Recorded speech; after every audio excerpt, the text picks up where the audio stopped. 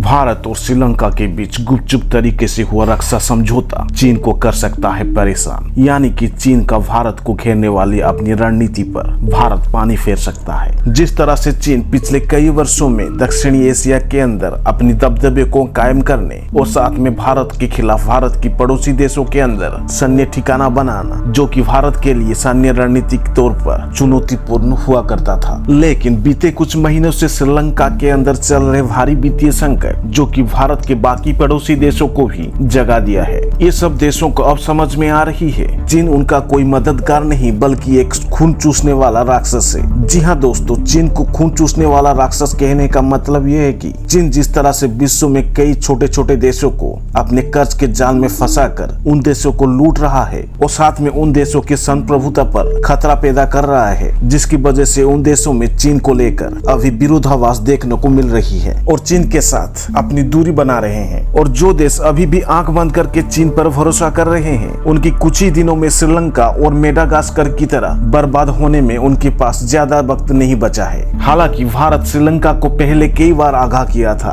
लेकिन श्रीलंका भारत के सुझाव को अनदेखा कर लगातार चीन की कर्ज के जाल में फंसता गया। दिन बीतते गए, श्रीलंका चीन की कर्ज के तले दबता गया। आज श्रीलंका की ऐसी हालत हो गई है कि श्रीलंका के लोगों को रोजमर्रा की जिंदगी जीने के लिए कई तरह के संघर्ष से जूझना पड़ रहा है। दोस्तों, भले ही श्रीलंका उस समय चीन की चाल में फंसकर भारत को एक दुश्मन की तरह देख रहा था, लेकिन भारत ने श्रीलंका के साथ कभी गलत नहीं किया। हमेशा एक मित्र देश की तरह भारत श्रीलंका को देखता था। दोस्तों, आज भी भारत श्रीलंका के बुरे वक्त पर साथ ना छोड़कर एक अच्छे मित्र की तरह भारत हर संभव श्रीलंका की मदद कर रहा है। दोस्तों, श्रीलंका की इस आर्थिक संकट पर भारत अभी तक 2.4 अरब डॉलर की सहायता कर चुका है, जिनमें त्रिकोमाली ऑयल टैंक की रखरखाव के साथ अन्य मुख्य पावर प्रोजेक्ट्स भी शामिल है। दोस्तों, इन दिनों में भारत और श्रीलंका के बीच एक रक्षा सौदे को लेकर चर्चा जोर पर है। एक अंग्रेजी अखबार द हिंदू के मुताबिक दोनों देशों के बीच हुए इस रक्षा समझौते का कोई आधिकारिक घोषणा नहीं किया गया था, यानी कि दोनों देशों के बीच ये समझौते को गोपनीय रखा गया था, जिसकी वजह से श्रीलंका की रक्षा मंत्रालय को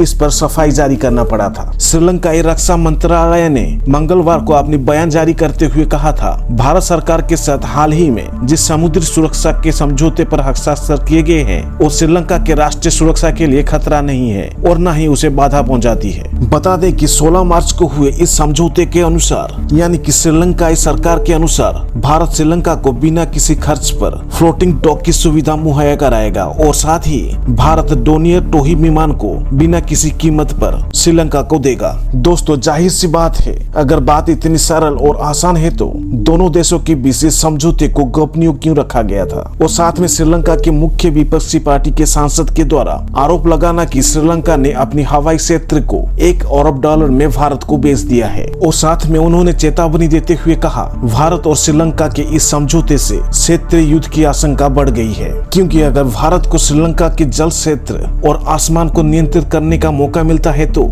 वही चीन हवनटोटा बंदरगाह को पहले से ही नियंत्रित कर रहा है, जिसकी वजह से इस क्षेत्र में टकराव होना संभव है। जाहिर है, भारत अपना काम कर चुका है, यानी कि चीन को श्रीलंका से अपना बोरिया बिस्तरा समेटने का समय आ गया है।